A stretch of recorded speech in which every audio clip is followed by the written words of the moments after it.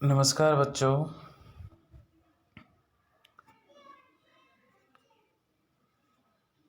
आपको पिछले अध्याय में अंश की परिभाषा, कंपनी की परिभाषा, अंश कितने प्रकार के होते हैं, उनके संबंध में मैंने बताया था।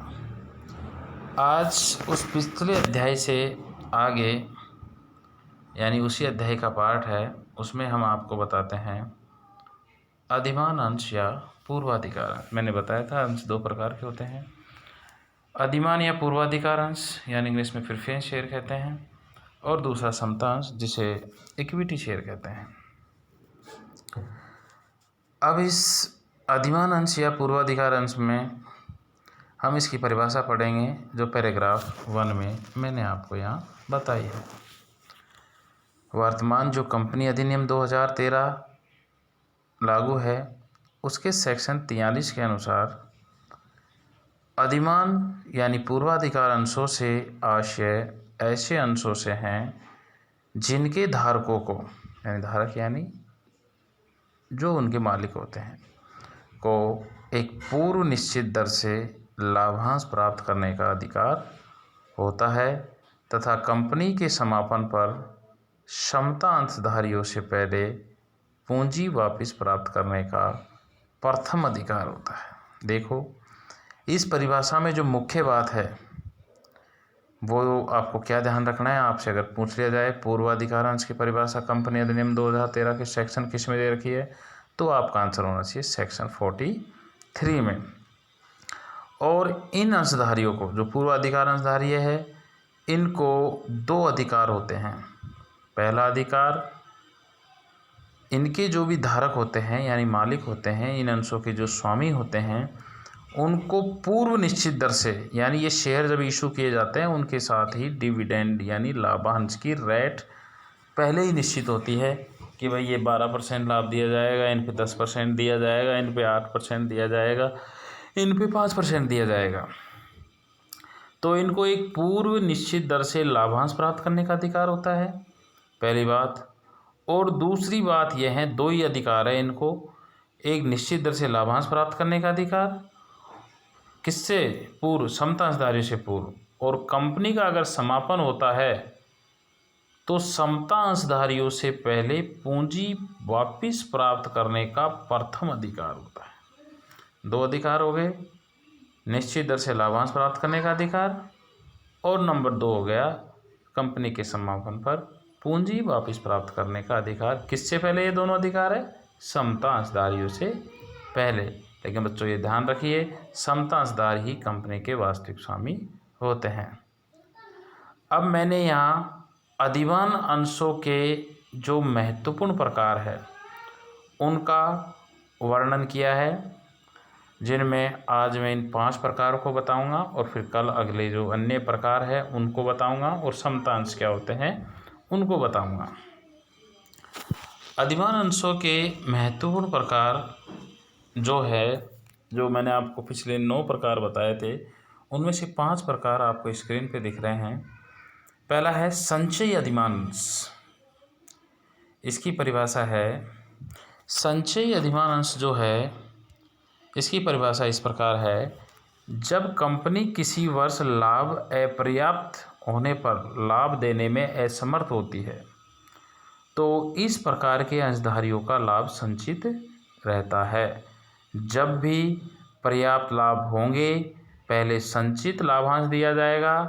सामान्यतः कंपनी के सभी अधिमान अंश संचयी प्रकृति के ही होते हैं। यानी संचयी अधिमान अंश क्या होते हैं? माना संचयी अधिमान अंश क्या होते हैं कि वे अंश या संचयी अधिमान अंशधारी वे व्यक्ति होते हैं, अगर कंपनी को किसी वर्ष लाभ नहीं होता है तो इनको जितना लाभ मिलना चाहिए था वो रिजर्व रख दिया जाता है, और भविष्य में जब लाभ होंगे तो पहले इनका जो लाभ संचित करके रखा हुआ है, जो इनको देना था वो दिया जाएगा। ध्यान रखिए, जब तक अन्यथा कोई बात नहीं हो तो जो अधिमान अंश होते हैं वो संचयी होते हैं। अगर उनका पहले का बकाया लाभ है तो पहले वो दिया जाएगा, फिर अब दिया जाएगा, और बाद में कुछ बचता है तो समतांशधारी को मिलता है, अन्यथा नहीं। असंचयी अधिमान अंश नंबर 2 पर है बच्चों, बिल्कुल इससे विपरीत है। यानी इन अंशधारियों का लाभ संचय नहीं रहता, यानी जिस वर्ष लाभ नहीं हुआ उस वर्ष इनको लाभ नहीं दिया जाएगा। अगर वर्ष में लाभ होता है तो लाभ दिया जाता है, अन्यथा लाभ नहीं दिया जाता। यानी इसकी परिभाषा भी है, असंचयी अधिमान अंश वे होते हैं जिनको अपर्याप्त लाभ होने पर लाभांश संचित नहीं होता है और भविष्य में दिया भी नहीं जाता है।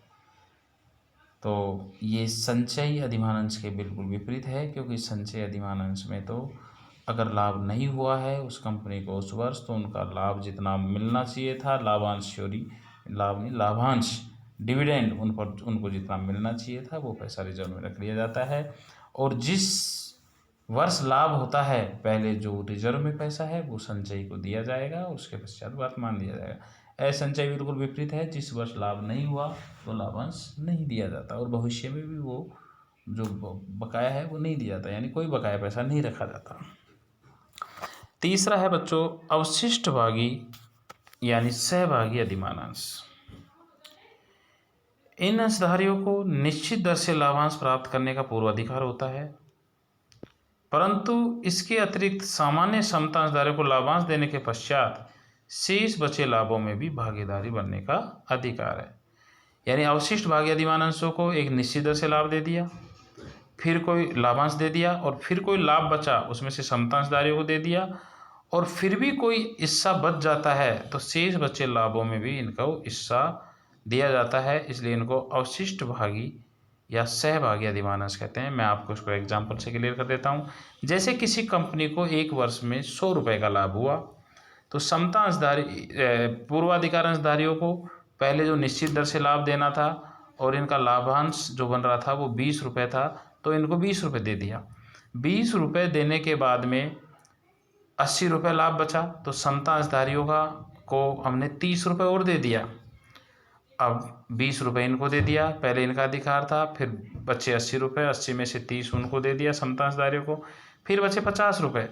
50 रुपये में भी इनको बराबर हिस्सा दिया जाएगा, यानी 25 रुपये, यानी शेष बचे हुए लाभों में भी इनका हिस्सा है। इसलिए ऐसे अंशधारियों को सहभागी या अवशिष्ट भागी अधिमान अंश कहते हैं। अनावशिष्ट भागी अधिमान अंश जो नंबर 4 पे बताया है, यानी ये बिल्कुल विपरीत है, इनको निश्चित दर से लाभांश दे दिया, उसके पश्चात समता अंशधारियों को लाभांश दे दिया और शेष बचे लाभों में इनका कोई हिस्सा नहीं होता। यानी मैंने जो एग्जाम्पल दिया था, 100 रुपये में से 20 रुपये लाभांश दे दिया, फिर 30 रुपये समता अंशधारियों को दे दिया, 50 लाभांश में गए, और फिर बाद में 50 बचे, तो अगर सहभागी है तो 50 में से आधा ले जाएंगे और समता अंशधारी ले जाएंगे बाकी का। लेकिन अनावशिष्ट भागी है यानी असहभागी है, तो जो 50 रुपये बचे हैं उनमें इनका कोई हिस्सा नहीं रहेगा। अब बच्चों नेक्स्ट में हम अध्ययन कर रहे हैं शोध्य अधिमान अंश, शोध्य और अशोध्य। यानी शोध्य अधिमान अंश को इंग्लिश में कहते हैं रिडीमेबल प्रेफरेंस शेयर, रिडेम्पशन, जिनका शोधन किया जा सके। वैसे कोई भी कंपनी अशोध्य यानी जिनका शोधन नहीं किया जा सकता, ऐसे अधिमान अंशों का निर्गमन नहीं कर सकती। वर्तमान में शोध्य अधिमान अंशों का ही निर्गमन कर सकते हैं, यानी वर्तमान में जो अधिमान अंश होते हैं वो रिडीमेबल होते हैं। इसकी परिभाषा इस पैराग्राफ में दी गई है, जो अंत में पॉइंट नंबर 5 के सामने है। शोध्य अधिमान अंश क्या होते हैं, इसकी परिभाषा बच्चों सुनिए आप। वे अधिमान अंश जिनका निर्गमन एक निश्चित अवधि के लिए होता है, यानी 10 साल, 15 साल, 20 साल, और उसके पश्चात कंपनी के जीवन काल में इनका भुगतान कर दिया जाता है। यानी जिस अवधि के लिए निर्गमन हुआ है वो अवधि पूर्ण होते ही कंपनी के जीवन काल में इनका भुगतान कर दिया जाता है, तो इसलिए इनको शोध्य अधिमान अंश कहते हैं। और अशोध्य बिल्कुल विपरीत है, लेकिन शोध्य अधिमान अंश जिस अवधि के होते हैं उस अवधि में इनका शोधन कंपनी के जीवन काल में करना होता है। अब 20 वर्ष से अधिक शोधनीय अधिमान अंशों को निर्मित नहीं कर सकती, यानी कोई भी कंपनी मैक्सिमम अवधि कितने अवधि के अधिमान अंश निर्मित कर सकती है? 20 साल। मिनिमम तो 2 साल, 4 साल, 5 साल हो सकता है, लेकिन 20 साल से अधिक अवधि के अधिमान अंश निर्मित नहीं कर सकती। लेकिन कुछ छूट है जो अंतिम लाइन में दिखा रखी है। आधारभूत संरचना में संलग्न कंपनी मैक्सिमम 30 वर्ष तक की अवधि के अधिमान अंश निर्मित कर सकती है। आधारभूत संरचना की बात करें तो आधारभूत संरचना जो भी, जैसे कोई सड़क निर्माण कंपनी है, कोई पुल निर्माण कंपनी है, कोई कंपनी है जो देश के आधारभूत संरचना के विकास के कार्य में लगी हुई है, वो अगर प्रेफरेंशियल इशू करती है तो उनकी मैक्सिमम अवधि 30 साल हो सकती है, अन्यथा 20 साल से अधिक के अधिमान अंश निर्मित नहीं कर सकती। धन्यवाद बच्चों। अब आज मैंने अधिमान अंशों के जो प्रकार हैं उनमें 5 प्रकारों को बताया है।